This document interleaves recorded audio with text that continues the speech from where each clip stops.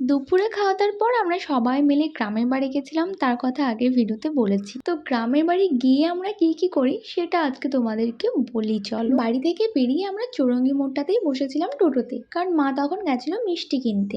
আর এটাও আগে বলেছি যে গ্রামের বাড়ি আমাদের খুবই কাছে, টোটোতেই ওই 15 থেকে 20 মিনিটের মতো টাইম লাগে। দুপুর বলতে আমরা বেরিয়েছিলাম ওই 3:30টার সময় করে, কিন্তু আমার আর দিদির ইচ্ছে ছিল যে ঘুমিয়ে টুমিয়ে নিয়ে একটু বিকেল করে যাওয়ার, কিন্তু মা বললো যে আবার তো ফিরতেও হবে, তো হাতে টাইম নিয়েই চো। চলো চলো চলো চলো, আস্তে আস্তে চলো চলো চলো, সামনে তাকাও সামনে তাকাও সামনে তাকাও, সামনে সামনে তাকাও সামনে তাকাও, তুমি সামনে তাকাও।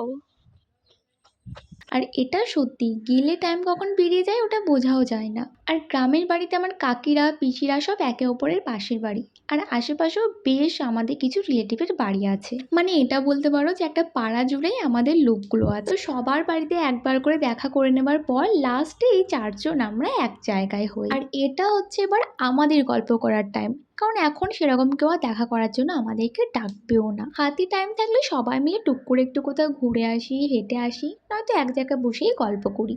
আর এই 4জন আমরা ছোট থেকেই একসঙ্গে আছি। তবে এরা কিন্তু কেউ আমার বান্ধবী না, সবাই ঘরেরই লোক। প্রত্যেক সপ্তাহে আসা হয় না, কিন্তু যখনই আসি মাইন্ড পুরো ফ্রেশ করে নিয়ে তারপর যাই। আর চা খেয়ে আরেকটুক্ষণ থেকেই তারপর বাড়ি চলে এসেছিলাম।